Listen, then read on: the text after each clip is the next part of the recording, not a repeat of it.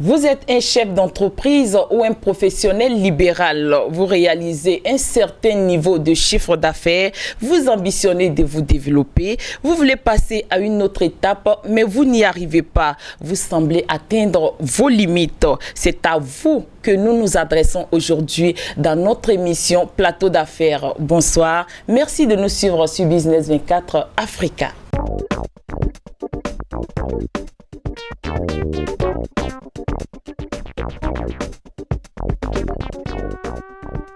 Pour parler de financement et de développement des petites et moyennes entreprises, je suis avec Mamadou Kouyaté. Bonsoir, monsieur. Bonsoir. Bienvenue sur notre plateau. Merci. Merci en tout cas d'avoir accepté notre invitation. Alors, pour nos téléspectateurs, je vais vous présenter rapidement. Vous êtes expert en financement et en restructuration d'entreprises sur plusieurs continents, Europe, Asie, Amérique latine. Vous avez travaillé avec des bailleurs de fonds internationaux, la Banque mondiale, la Banque africaine de développement, la Banque islamique de développement. Vous avez aussi dirigé le bureau ivoirien de Coris Management qui a investi dans les hôtels Azalaï, le groupe Bank of Africa, Petro-Ivoire et MTN Côte d'Ivoire. Aujourd'hui, vous êtes à la tête de Jelly Group, leader dans le financement, la restructuration et le développement des PME en Côte d'Ivoire. Je signale aussi que vous avez aidé bon nombre d'entreprises à lever des fonds et à se structurer justement pour leur croissance. Alors, si on devait faire aujourd'hui un bilan de ce riche parcours, c'est quoi le bilan aujourd'hui? Je vous remercie encore une fois de m'inviter sur ce plateau. Donc, le bilan de cette riche expérience, c'est que le problème des entreprises africaines et le problème même des PME africaines et ivoiriennes, pour être encore plus précis, n'est pas le financement. Le premier problème n'est pas le financement. Le vrai sujet que nous rencontrons dans les entreprises, c'est une question de stratégie et de vision. C'est-à-dire où est-ce que vous allez, où est-ce que l'entreprise va, quel est le cap qu'elle se fixe, quelle est la vision donc qu'elle veut mettre en œuvre, quels sont les moyens, quelle est la stratégie qu'elle va mettre en œuvre pour l'atteindre, et ensuite son organisation. Une fois que vous avez une vision, vous avez une stratégie, vous êtes bien organisé, le financement devient une conséquence. Et c'est vraiment, si on peut dire, un résumé de cette riche expérience en Afrique ou même sur d'autres continents. D'accord. Alors, c'est intéressant ce que vous dites parce que généralement, quand on dit petite et moyenne entreprise, on dit petite et moyenne industrie, tout de suite, on pense au financement. C'est ce qu'on rencontre le plus souvent. Et aujourd'hui, vous êtes à la tête de Jelly Group, spécialiste ivoirien du financement et du développement des PME. Je le disais tantôt. Quelle est votre particularité? La particularité de Jelly Group, c'est que nous sommes spécialisés sur le financement, la restructuration et le développement des PME. C'est-à-dire qu'aujourd'hui, nous ne faisons que ça. Et nous avons développé une approche systémique et complète. C'est-à-dire que nous travaillons sur la PME, de la stratégie à la finance, en passant par les ressources humaines et la communication. Et en plus, nous avons développé une méthodologie unique adapté aux réalités de nos PME locales qui nous permet de nous baser sur 6 points et à partir de ces 6 points, nous sommes en mesure d'impulser le développement pour n'importe quel type d'entreprise, dans n'importe quel secteur et quelle que soit sa taille. D'accord. Alors, aujourd'hui, c'est le sujet, il y a beaucoup de sommets, il y a beaucoup de grandes rencontres qui se passent à Abidjan ou ailleurs en Afrique. Le sujet, le thème central, c'est le développement des PME, l'accompagnement des PME, PMI, par-ci, par-là. Et si on devait donner une définition à nos téléspectateurs, c'est vrai que tout le monde, chacun a son idée de ce que c'est qu'une PME ou une PMI. Si on devait donner une définition aujourd'hui, vous qui êtes spécialiste dans le domaine, c'est quoi une petite et moyenne entreprise? Effectivement, il y a énormément de définitions des PME, selon la taille, selon le chiffre d'affaires, selon le nombre d'employés, selon les régions aussi, parce qu'une PME en France, une PME en Afrique, une PME aux États-Unis n'ont pas les mêmes définitions. Nous avons une définition particulière des PME. Pour nous, une PME ne dépend ni de sa taille, ni de son chiffre d'affaires, elle dépend de son mode d'organisation. Pour nous, une PME, c'est une organisation qui navigue à vue. Pour nous, une PME, c'est une organisation qui, au moindre choc exogène, peut disparaître. On va prendre le cas en Côte d'Ivoire, par exemple. Vous avez des entreprises qui ont une taille importante, donc qui, dans la classification classique, peuvent être classées dans les grandes, voire les très grandes entreprises, mais qui, au moindre choc exogène, par exemple la disparition d'un client, peuvent disparaître. Et pour nous, c'est ça, les PME. D'accord. Merci beaucoup en tout cas de nous avoir clarifié. Alors, nous le disions tantôt, certains directeurs d'entreprise dans les pays francophones et managers dans la sphère anglophone ne savent plus où donner de la tête. Ils atteignent un certain niveau de chiffre d'affaires et ce, depuis des années. Ils veulent se développer davantage, mais impossible. Selon vous, qu'est-ce qu'il peut expliquer cela? Ça peut être dû à quel facteur? Comme je disais, nous avons développé une méthodologie sur 6 points. Mais le premier facteur et le plus important, c'est vraiment le cap. Où est-ce que vous allez? Aujourd'hui, nous avons beaucoup d'entreprises. C'est pour ça que ce point rejoint la définition que nous avons donnée des PME, qui sont grandes, qui sont même très grandes, qui ont des niveaux de chiffre d'affaires peut-être supérieurs à 20 milliards, mais qui n'ont pas de cap. Donc, chaque jour, le dirigeant, qui en général est très lié à l'entreprise, fixe un cap, n'a pas de vision à long terme. Alors que dans une entreprise, les décisions que vous prenez aujourd'hui peuvent prendre 3, 4, 5, voire 10 ans pour donner des effets. Et si vous voulez atteindre un certain niveau de développement, vous êtes obligé de prendre des décisions en amont, bien en amont. Donc la première des choses, déjà, le premier point, c'est de fixer un cap. Où est-ce que je vais ? Quels sont mes objectifs? Ça peut être des objectifs chiffrés, je veux atteindre tel niveau de chiffre d'affaires. Ça peut être des objectifs un peu plus qualitatifs, je veux être la référence, par exemple, de la téléphonie en Côte d'Ivoire. Quels sont mes objectifs? Une fois que j'ai défini ces objectifs, je reviens et je vois quelle est ma situation actuelle. Et en fonction de ma situation actuelle, je vais bâtir une stratégie. Prenons un cas très concret. Prenons le cas d'une PME qui est dans le secteur de la construction. Je suis dans le secteur de la construction, je vais atteindre 2, 3, 4 milliards de chiffre d'affaires dans 5 ans. Donc ça, c'est le cap. Donc j'ai un objectif. Je reviens à ma situation aujourd'hui. Aujourd'hui, je viens de démarrer. Donc je suis à 0 de chiffre d'affaires où j'ai démarré il n'y a pas longtemps, je suis à 500 millions de chiffre d'affaires. Donc quelle stratégie je vais mettre en place pour arriver à ce niveau? Cette stratégie, par exemple, elle va prendre quoi en compte? Elle va prendre ma trésorerie. C'est-à-dire que je suis dans le secteur de la construction, je ne vais pas peut-être aller directement m'attaquer à des grandes entreprises ou à des clients comme l'État qui vont avoir des délais de paiement qui sont importants et qui vont mettre en péril la continuité de mon exploitation. Donc, je vais prendre en compte la trésorerie, je vais peut-être aller vers des particuliers. Donc, voilà un exemple très concret où j'ai fixé un cap et j'ai défini une stratégie. Ça, c'est le deuxième point. Voilà. Ça, c'est le second point. Voilà, c'est oui, ça. D'accord. Et ensuite, qu'est-ce que je fais? Une fois que j'ai défini ma stratégie, j'ai défini mon cap, j'ai défini ma stratégie, donc comment je vais y arriver? Maintenant, il faut qu'on arrive dans l'action. Donc l'action, c'est ce qu'on appelle dans nos critères l'efficacité opérationnelle, en fait. C'est quoi l'efficacité opérationnelle? L'efficacité opérationnelle, c'est ce pourquoi le client paye. Quand le client vient d'un restaurant, il paye parce que le service est bon, il paye parce qu'il mange bien.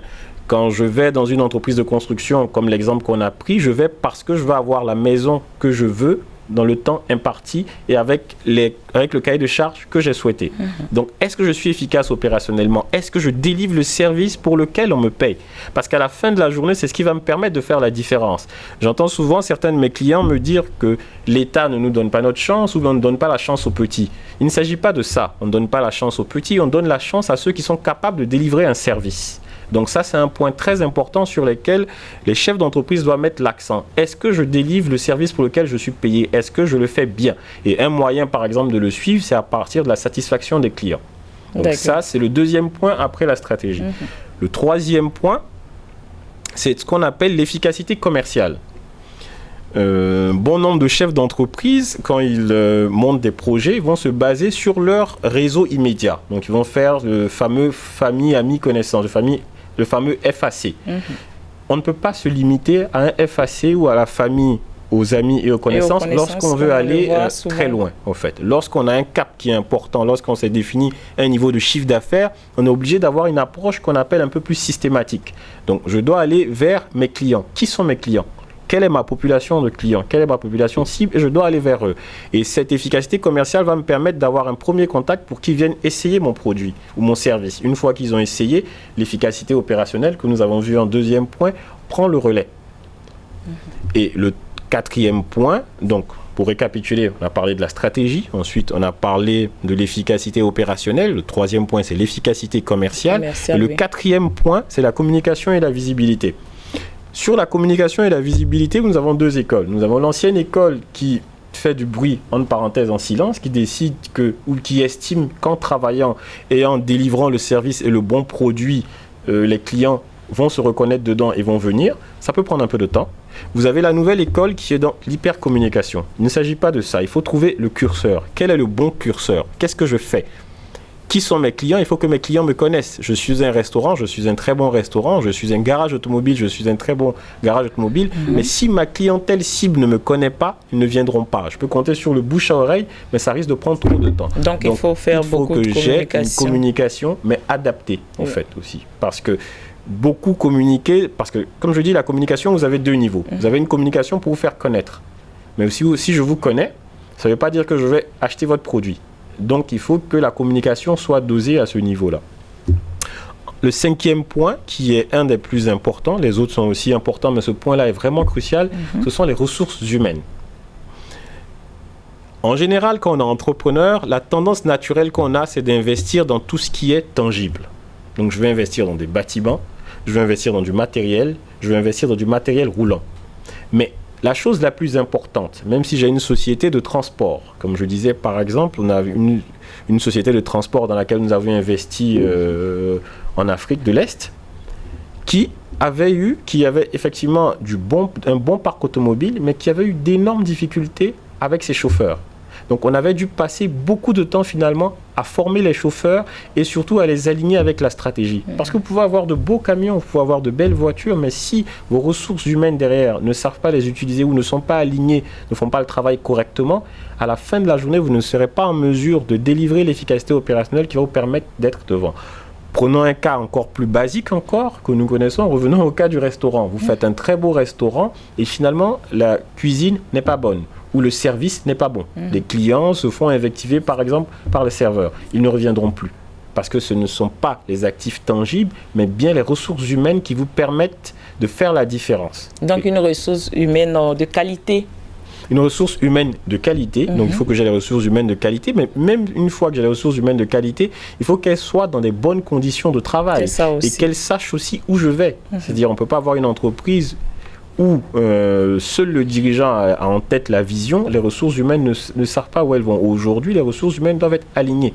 Donc je dois faire mon recrutement en fonction de ces points. Je dois avoir une politique de ressources humaines claire aussi et qui va permettre à mon entreprise de se développer et à mes ressources humaines de se projeter avec moi. Et le dernier point, le sixième point, qui est la finance. Pour la finance, nous allons l'aborder sous deux aspects. Il y a le premier aspect qui est l'aspect de suivi de mes finances, de suivi de mon activité au niveau financier. Il y a le deuxième aspect qui sera plutôt la mobilisation de ressources financières. Donc sur le premier aspect de suivi de mon activité sur le plan financier, on aborde ce point parce que nous rencontrons bon nombre de dirigeants qui n'ont pas de vision de leur finances ou de leur comptabilité. C'est-à-dire aujourd'hui, par exemple, vous allez voir une entreprise, vous êtes en juillet 2018 ou en août 2018, vous n'avez pas les états financiers, l'entrepreneur n'a pas les états financiers 2017. Donc vous vous posez la question, vous, en tant que financier ou en tant que conseil, s'il n'a pas les états financiers 2017, comment il fait pour suivre sa gestion ? Parce qu'à la fin de la journée, le travail que je fais, tous les points qu'on a décrits, doivent se déverser finalement dans la comptabilité. Pour avoir une vision, c'est mon tableau de bord qui me permet de savoir si je gagne de l'argent ou pas. Alors, qu'est-ce qu'on entend souvent ? Les chefs d'entreprise nous disent souvent, nous n'avons pas de formation de gestionnaire. Certes, vous n'avez pas de formation de gestionnaire, mais vous êtes dans une activité commerciale à but lucratif. Donc, il est important que vous ayez au moins quelques réflexes et que vous puissiez suivre votre comptabilité. Donc, cet aspect de suivi est très important. Donc, c'est très important pour les gestionnaires d'être en mesure de suivre régulièrement et rigoureusement leur activité. Parce que c'est ce qui va leur permettre de savoir s'ils gagnent de l'argent. C'est un outil de pilotage, au fait. Tu vas permettre de savoir si je gagne de l'argent, si je prends les bonnes décisions et quelles décisions il faudrait que je prenne. Et ça nous amène au second point, qui est la mobilisation de ressources financières. Parce que ce matin encore, je parlais avec un banquier qui me disait, écoutez, avec les PME, le problème qu'on a, c'est qu'on leur demande les états financiers, elles n'ont pas les états financiers. Et nous sommes obligés de leur courir après pour avoir ces états financiers. Et ça crée même de la suspicion. Et ça, c'est vrai au niveau de la banque, mais avec mon expérience en fonds d'investissement, c'était la même chose. Nous demandons des documents basiques qui permettent à une entreprise de suivre son activité. Et vous n'avez pas ces documents. Donc, vous, en tant que financier, à la fin de la journée, vous vous posez des questions parce que vous vous dites, si cet entrepreneur n'a pas les états financiers qui lui permettent de suivre son activité, du coup, comment il travaille ? Donc, comment je vais venir investir? Comment ça va se passer? D'où l'importance des reportings. Donc, quand vous êtes dans un processus de mobilisation financière, la première étape, déjà, c'est d'être en mesure de fournir dans un délai très raisonnable les documents qu'on vous demande, qui ne sont pas des documents compliqués, mais qui sont des documents que vous devez avoir vous-même en tant que chef d'entreprise au jour le jour pour suivre votre activité. D'accord. En tout cas, merci de partager avec nous ces mécanismes de financement et de développement des PME, une trouvaille de Djeli Group, hein, on peut le dire ainsi. Si j'ai bien compris, on vient de suivre les différentes étapes. Le financement vient en dernière position, alors que généralement, c'est pas ce qu'on a pour habitude de voir. Dès qu'on monte un projet, on court tout de suite vers les financements. Et vous nous dites qu'il faut mettre le financement en dernière position. Pourquoi? Pourquoi le financement doit être en dernière position? On met le financement en dernière position parce que déjà aujourd'hui, la clientèle, la plupart des PME auxquelles nous nous adressons, ce sont des PME en général qui existent déjà. Donc, ils sont à un certain niveau de développement, premièrement.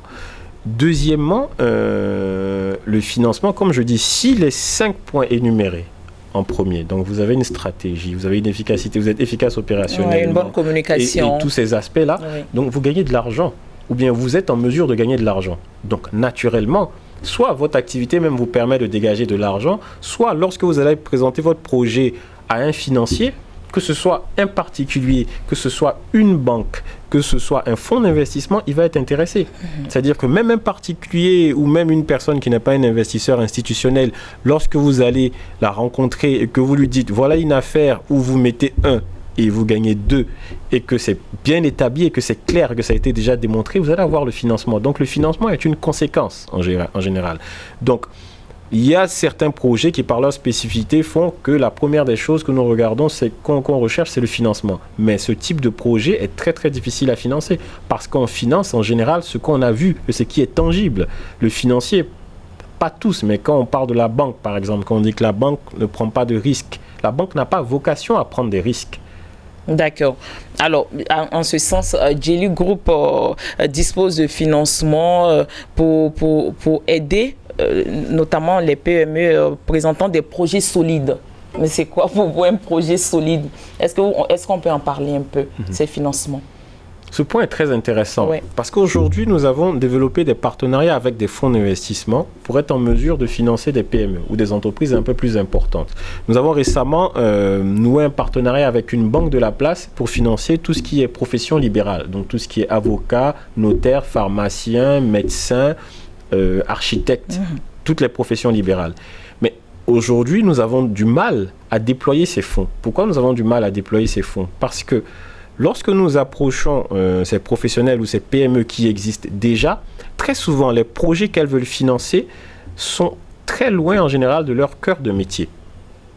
Donc, vous avez un projet qui est loin de votre cœur de métier. Quand nous venons en tant que financier, nous cherchons à financer ce qu'on connaît déjà. Vous avez une activité qui gagne de l'argent. C'est à partir de ça, c'est sur ça que le financier va se baser pour faire ses calculs, ses projections et pouvoir vous prêter de l'argent. Ou pouvoir mettre de l'argent dans votre capital. Mais lorsque vous avez des projets qui sont totalement éloignés de votre cœur de métier, ça devient un peu plus compliqué. Parce que, est-ce que vous êtes sûr de maîtriser ce métier? Déjà, est-ce que dans votre activité principale, vous faites partie des meilleurs?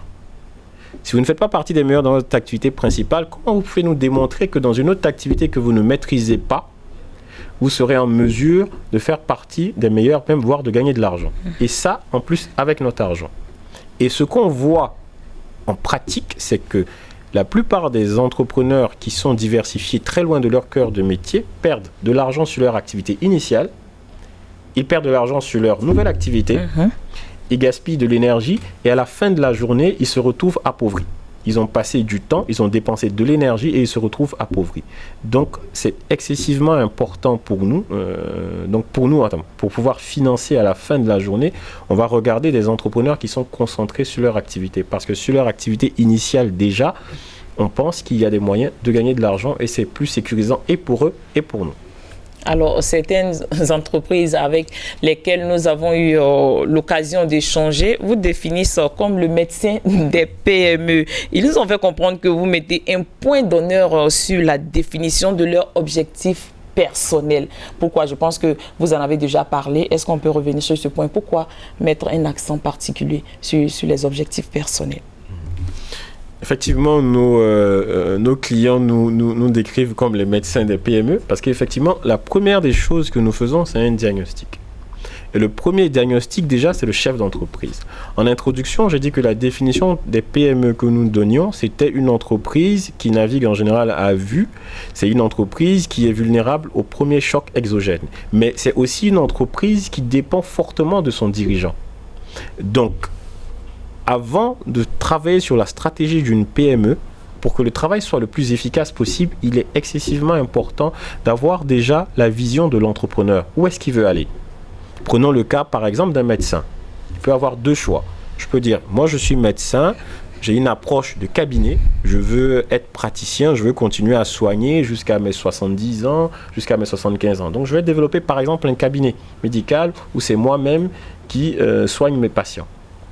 Je peux avoir une autre approche, toujours en tant que médecin, en me disant non, moi je suis médecin, mais je me vois plutôt dans une approche de gestionnaire. Donc je vais développer peut-être une clinique ou je vais développer plusieurs cliniques et je vais être un gestionnaire. Donc vous voyez bien qu'en fonction des objectifs du dirigeant, la stratégie va découler. Donc c'est le premier travail que nous faisons pour pouvoir être le plus efficace possible.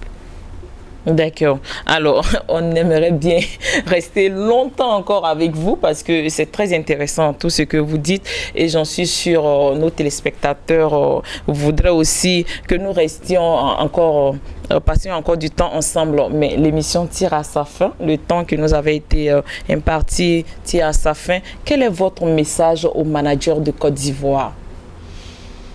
Notre message aux managers de Côte d'Ivoire... Et d'Afrique, hein, pourquoi pas. Tout à fait, tout à fait. Notre message aux managers, donc c'est déjà le premier point dont nous avions parlé. Fixez le cap. Où est-ce que vous allez? Revenez-en à votre situation actuelle et définissez une stratégie.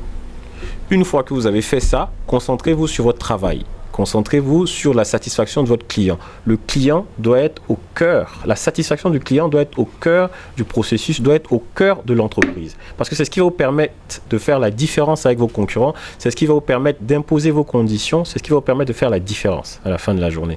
Donc, c'est le deuxième point. Et le troisième point, c'est vos ressources humaines. Comme l'exemple que j'avais pris, vous avez un très beau restaurant, vous avez un très bel hôtel, où le service n'est pas bon, les clients ne reviendront pas. Donc, assurez-vous de bien recruter vos ressources humaines, assurez-vous que vos ressources humaines soient alignées avec votre stratégie, mettez vos ressources humaines dans les conditions de vous permettre d'atteindre l'efficacité opérationnelle. Et enfin, le dernier point, faites-vous conseiller sur des aspects que vous ne maîtrisez pas, mais formez-vous aussi parce qu'il y a des aspects de l'entreprise comme le suivi par exemple de votre activité à travers la comptabilité qui sont tellement importantes que vous devez avoir un minimum de réflexe.